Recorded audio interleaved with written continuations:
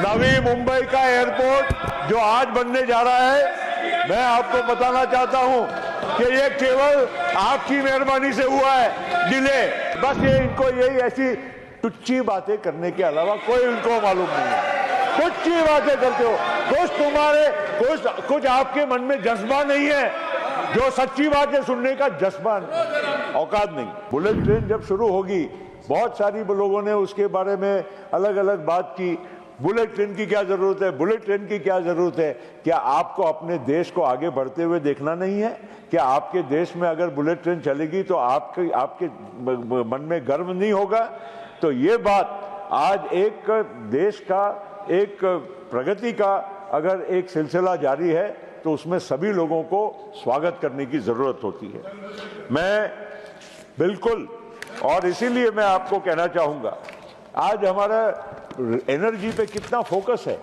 एक जमाना था पावर प्लांट लगाने के लिए हमारे मित्र के पास जाकर मांगना पड़ता था, भाई हमको मंजूरी दे दो, मंजूरी दे दो।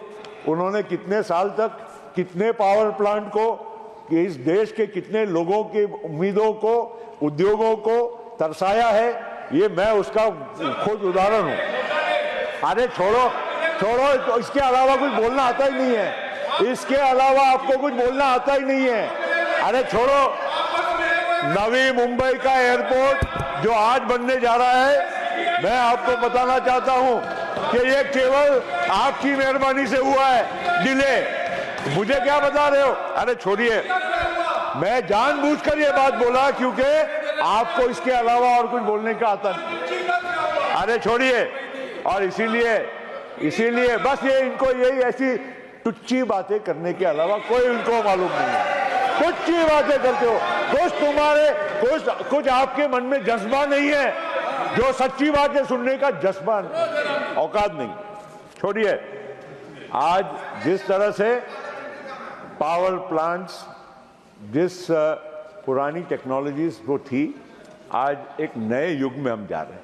पूरा विश्व देखिए, आज सोलर एनर्जी है, कितनी बड़ी मात्रा में हमारे देश में सोलर एनर्जी, विंड एनर्जी को हम हार्नेस कर रहे हैं। ग्रीन हाइड्रोजन की बात हो रही है, ग्रीन हाइड्रोजन की कितनी बड़ी डेवलपमेंट हमारे देश में हो रही है। आज इथेनॉल हमारे पेट्रोल में, और आज 20% तक हम लोगों को मिक्सिंग का अब मौका मिला है। और इथेनॉल केवल एक आप फ्यूल के हिसाब से ही मत छोड़िए, आज फार्मर्स को, किसानों को कितनी बड़ी मात्रा में इथेनॉल के वजह से वहां पर उनको एक प्रोडक्टिव फार्मिंग का मौका मिला है। मैं अपने क्षेत्र में मैं देखता हूं ना कि एक जमाने में इथेनॉल के लिए खाली हम शुगर केन की बात करते थे, उसका में से कन्वर्ट करो जूस से। आज मक्के से इथेनॉल बनता है, राइस से इथेनॉल बनता है, ब्रोकन राइस जो हमारा अदरवाइज वेस्ट होता था, उससे आज प्रोडक्टिवली हम इथेनॉल बना रहे हैं। उसका फायदा किसको मिल रहा है? इस देश के किसानों को मिल रहा है। उनको ज्यादा उनकी उपज का दाम मिल रहा है, उनकी प्रोडक्टिविटी के ऊपर उसका असर हो रहा है, पॉजिटिव असर हो रहा है। तो ये सब बातों को कहीं ना कहीं हम लोगों को एक्सेप्ट करना पड़ेगा कि भारत बदल रहा है। और आज अगर आप सोचेंगे कि फूड सिक्योरिटी के मामले में, मैं कह रहा था ना कि रोटी कपड़ा मकान ही एक हमारा मूल मंत्र था, वो जमाना बदल गया। मकान, 4 करोड़ मकान बन चुके हैं, 4 करोड़ मकान अगले 5 साल में बनने वाले हैं। जरा बताइए, विश्व में कोई भी ऐसा देश हो, कितना भी प्रगतिशील हो, इतना कॉम्प्लेक्स प्रॉब्लम को किसने सॉल्व किया और कैसे सॉल्व कर पाए हैं? ये भी हम लोगों को कहीं ना कहीं कबूल करना पड़ेगा, एक्सेप्ट करना पड़ेगा। और इसके साथ साथ आज फूड सिक्योरिटी, 80 करोड़ लोगों को 3 साल से और अगले 5 साल की गारंटी ये मोदी साहब ने दी है कि जिसको किसी को भी आज भूखे पेट इस देश में अब सोना नहीं पड़ेगा। ये बात की खबरदारी ली गई है।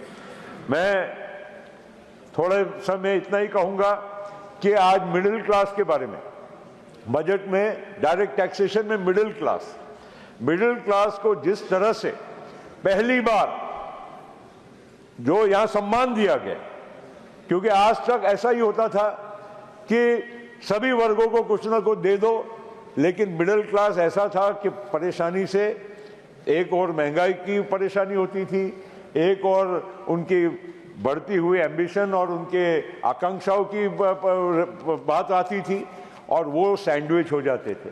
उनके लिए ना इधर का रास्ता था ना उधर का रास्ता था, सीमित आय में उनको अपना जीवन गुजारना पड़ता था।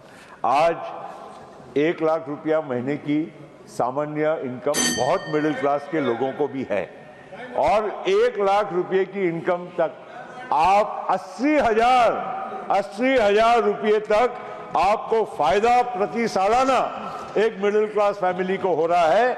आप सोच सकते हैं कि 80,000 में कितने लोगों की ईएमआई गाड़ी की, घर की या अन्य वस्तुओं की एक साल में वो कर सकते हैं। आज इन्फ्लेशन की बात करते हैं आप लोग, तो ये इन्फ्लेशन के प्रति सामने एक हेज के तौर पर भी ये टैक्सेशन का फायदा हो रहा है। और इसीलिए मेरे को वक्त इधर से है, बीजेपी से, यहाँ से, और इसीलिए आपके पास तो वक्त बचा ही नहीं है, या तो वक्त ही वक्त है, समझ जाओ इशारा कि वक्त ही नहीं है आपके पास, या वक्त ही वक्त है। और इसीलिए मैं इतना ही कहूंगा अंत में कि भारत की एक जो सफर है हमारा, ये सुहाना सफर है, और ये सुहाना सफर करने के लिए भी नेतृत्व वैसा ही दमदार और शानदार चाहिए। आज मोदी जी के माध्यम से ये हमारे देश को प्राप्त हुआ है, और इसलिए हम और आप उनके सबके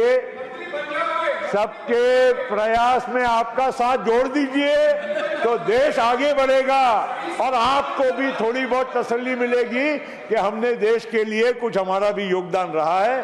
आपको इतना ही कहते हुए बहुत बहुत धन्यवाद।